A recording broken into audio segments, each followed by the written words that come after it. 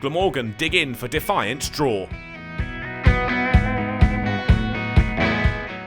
England's Alex Lees was a standout performer on day 3 at Sophia Gardens, Cardiff. A magnificent 163 not out from the opener had given Durham the reins and even overshadowed a ballistic Bedingham cameo, but time was running out in which to force a win. So the job was clear for Durham: pile on as many quick runs as possible, which meant Glamorgan found some early joy. Bedingham fell first, unable to add to his overnight score, stumped by Cooke, flashing hands to whip the bails off from the delivery from Salter. His next over would be exceptionally productive. Eckersley was the first of 3 to go, caught in the deep, looking to clear the ropes. Coughlin followed 2 balls later, unable to get off the mark, taken by Harris in the offside. And with the penultimate ball of the over, Salter had his fifer, another man out without troubling the scorers. Rain tamely chipping to Sam northeast. And they kept tumbling. Travaskis out caught behind for 2 off Harris. Durham now 8 down, with just 16 day 4 runs added.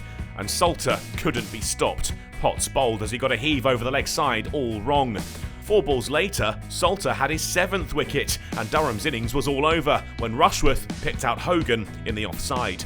The visitors were all out for 383, their lead 149, the bulk of those coming from Alex Lees, who finished 182 not out, his international credentials on show throughout the innings.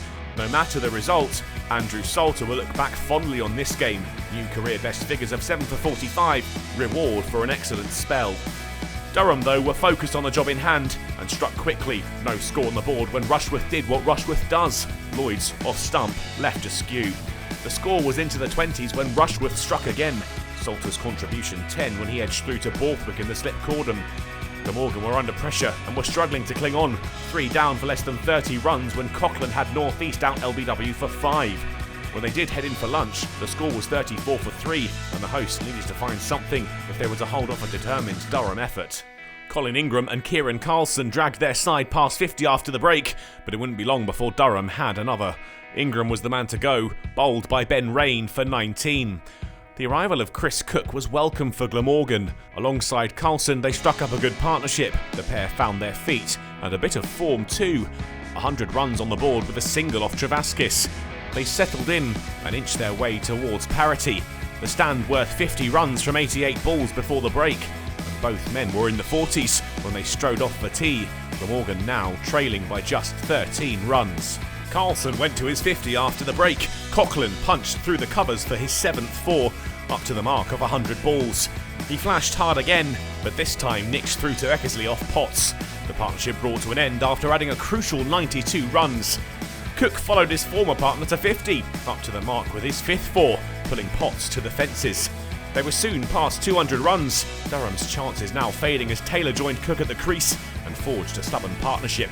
That was worth 50 off 64 balls when Cooke heaved Borthwick through the leg side for 4.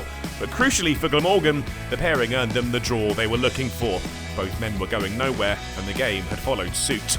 In truth, it was a match that'll be remembered more for Alex Lee's brilliant 182 than anything else, and it will give the England opener a ton of confidence ahead of the international summer. Durham had got into the final day hoping for a win, but were ultimately disappointed. Glamorgan will take heart from their defiant performance. They'll have a week off next week, back in action on the 21st of April when they host Middlesex. Durham don't have the same luxury. They'll take on Leicestershire in 3 days' time at the Riverside.